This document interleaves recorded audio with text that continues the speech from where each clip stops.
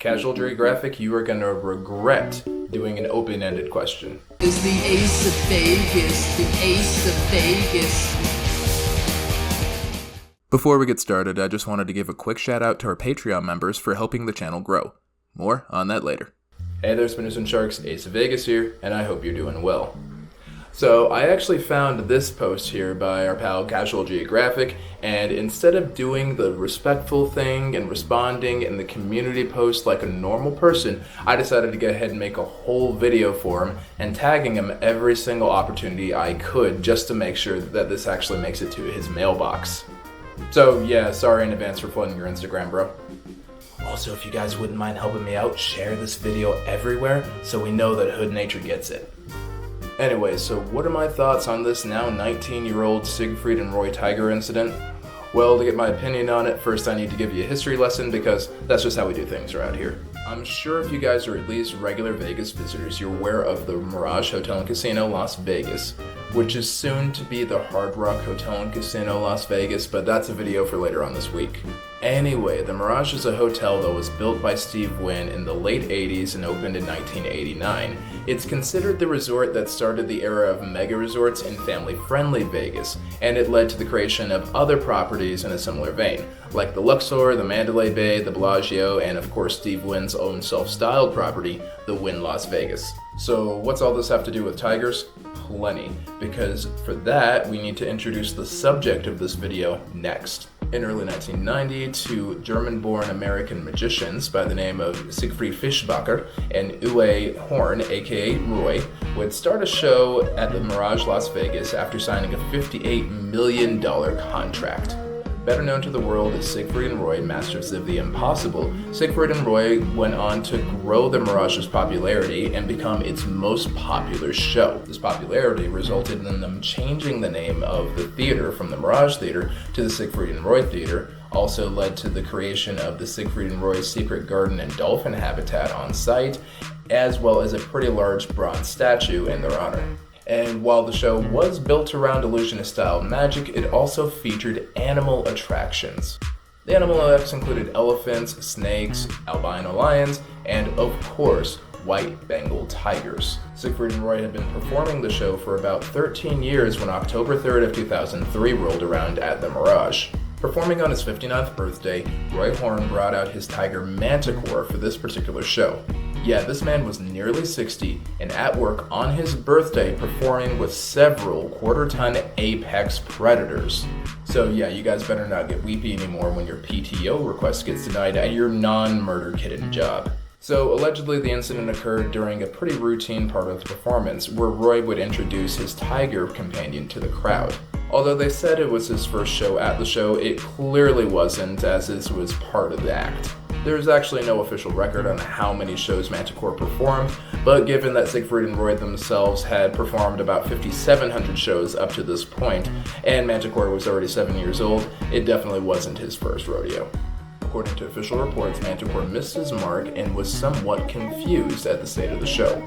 Roy, being the showman he was, attempted unsuccessfully to improvise and kinda steer the tiger back on show by jumping ahead a little bit in the script. This, for whatever reason, either confused or enraged Montecore even more and resulted in Roy's sleeve being bitten, having him swiped off his feet, and ultimately bit and attacked upon his retreat.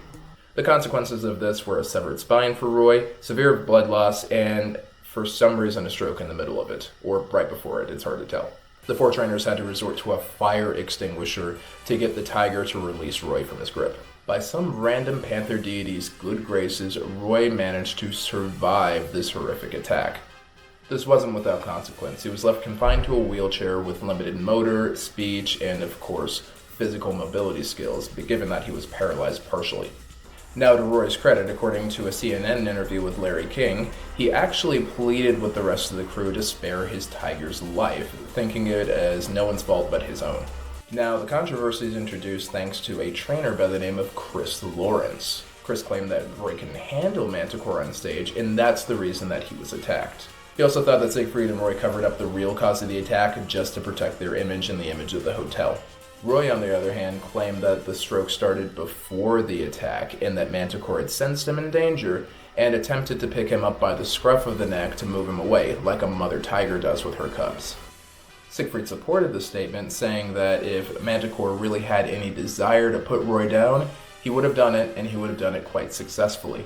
The team had also said that Chris was wrong about the attack and that he had his own personal problems in his life. Take that for what you will. But before we dispute either claim, let's go ahead and get some tiger facts in here so we have a little more context. First of all, tigers are the largest cat species on the planet right now, as long as we're not including hybrid species like ligers. Not that liger. That's more like it. Montecore specifically was a White Bengal Tiger, which is just a regular Bengal tiger minus the melanin. These particular killer cats can grow up to 7 feet long and weigh up to 570 pounds, although there are some dubious reports indicating that there are 10 to 12 foot tigers out there, at least in the not too distant past. Their bites are remarkably deadly, with bite forces topping out at 1,050 pounds per square inch. For comparison, your average North American grizzly puts out about 975 pounds of bite force. The African lion only clocks in at 650, and the African hyena is only about 4% stronger at 1100 psi. Those guys can crack through bones of wildebeest. Also worth noting, their canine teeth range between 3 and about 4 inches in length, making them the longest teeth out of any feline predator, at least on the planet today. Another thing I wanted to mention is that tigers are severely endangered. Around the start of the 20th century, it was estimated that there were about 100,000 wild tigers. But in the modern day, their numbers have shrunk to about 3,000 individuals out there in the wild. That's about 97% of the population utterly decimated. By comparison, to get those sorts of numbers there, tigers would have had to kill about 1.94 billion people since the start of the 20th century, all the way to the end of it to get those similar numbers by percent. At best, they've accounted for about 373,000, which is still a lot of fatalities, but comparatively speaking to the 8 billion people we have on Earth right now, it's a pretty small dent in the census. So yeah, Montecore's bite force is a bare minimum of 15 times stronger than your household lolcat, meaning that he clearly had the tools to do the job if he wanted to do it. The real question was putting down Roy really in Montecore's plan? Did he have it in his heart?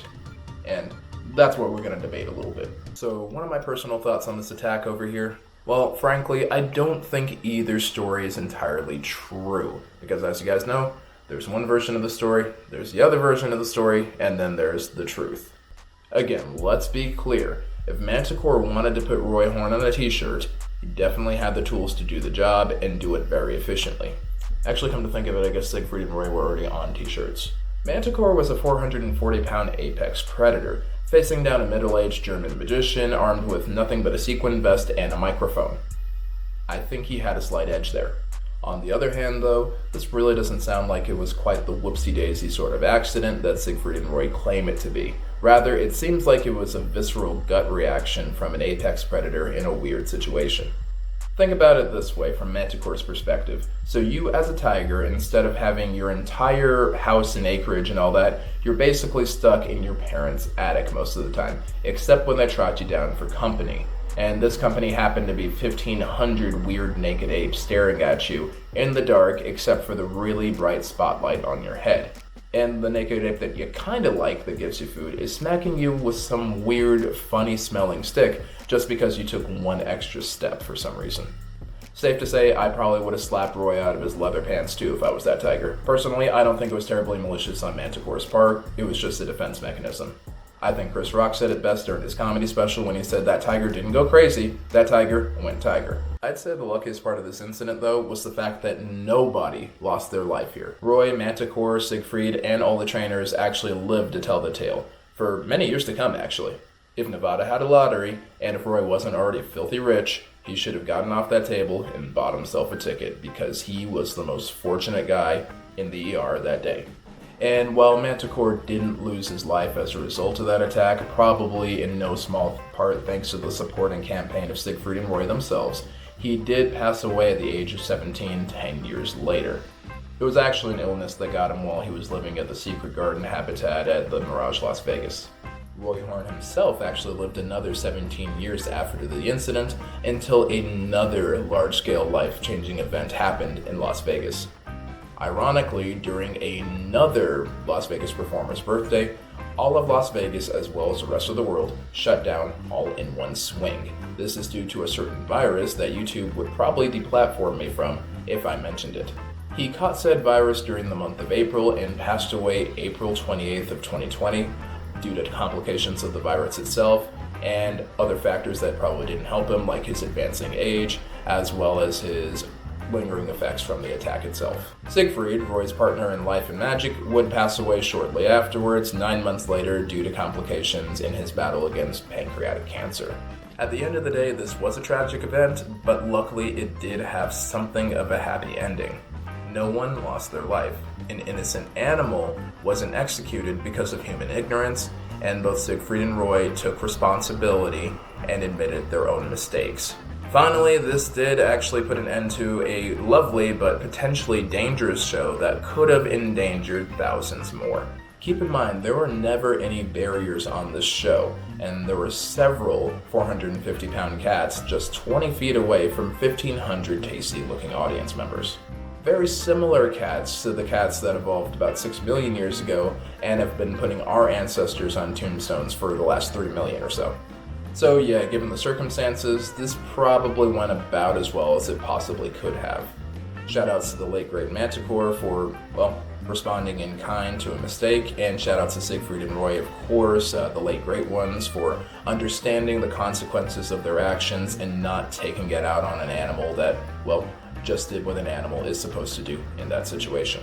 But those are just my thoughts, though. I'd love to see what Hood Nature has to say about this. Casual Geographic, go ahead and drop me a line. Let me know what you think. Alright there, Spinners and Sharks, that's it for today's video. If you enjoyed today's history lesson and found it informative, I'd appreciate a like, and consider subscribing if you haven't already. Before I go, I just wanted to take a moment to shout out our patrons. Guys, it means the world to me that you choose to support me in this way and help keep Ace of Vegas independent of the YouTube algorithm.